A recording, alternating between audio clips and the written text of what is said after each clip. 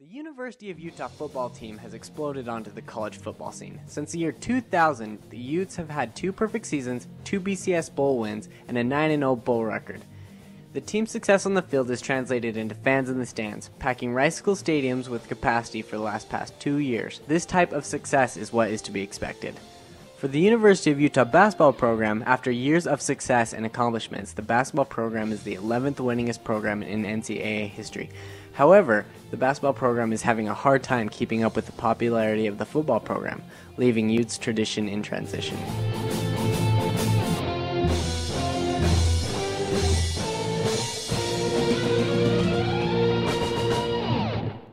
It was really exciting because there were only 2,500, 3,000 students, and it was on the lower campus.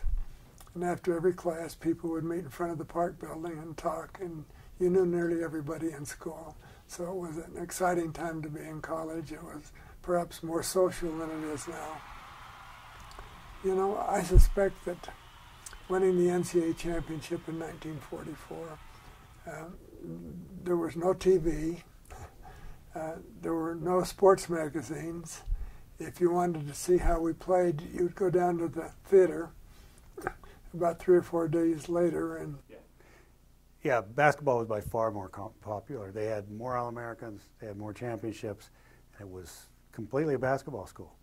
In fact, football, when I went to college there, they won 3 games in 2 years. Oh, it was the complete opposite. In football, you could show up right at kickoff, you could get good seats. There was no such thing as a muss or a Ute fan club like there was over in basketball. Basketball, the students in the fan club had, you know, it used to be called the Ute fan club before it was the muss. And we had, you know, reserved seating and you know, priority seating based on, you know, seniority, and the students were a lot more active in basketball. It was the place to be.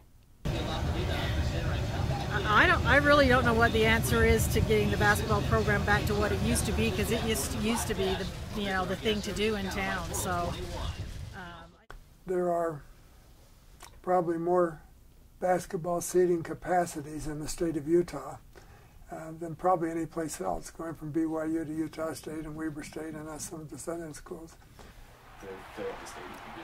I think that won the competition for the athletic dollar. When we were filling it all the time, there wasn't another team downtown. And the other team downtown absorbs so much of the recreation money that it's hard to go to both places. So I think that hurts. Jazz have had a big part in it. They've drawn people away, they're higher profile.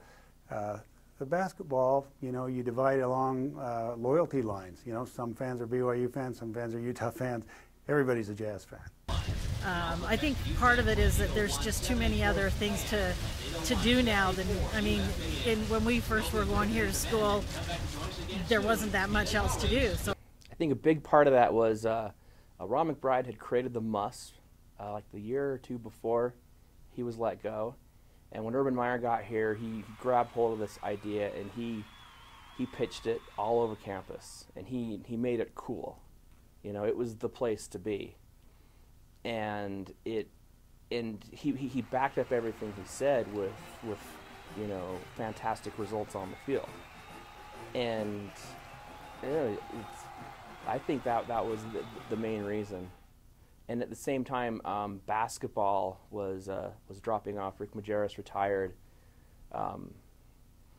Jack Leddy had come in. First season was good, you know, with Bogut, but basketball attendance just, you know, across the whole arena had already been declining to where it was. Meanwhile, football, the entire, you know, they sold out. The entire stadium was like 104% of capacity every game last year. So that was a major factor. Ron McBride got them so they thought they could win.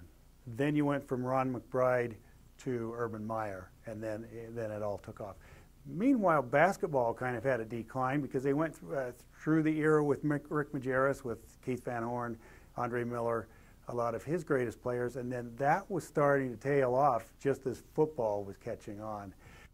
Nationwide, college football just gets bigger and bigger every year. And I think a big part of that is the rising popularity of tailgating. I think part of it is because football's become more of a social event with the tailgating and all of that, where, you know, basketball doesn't really have that kind of thing.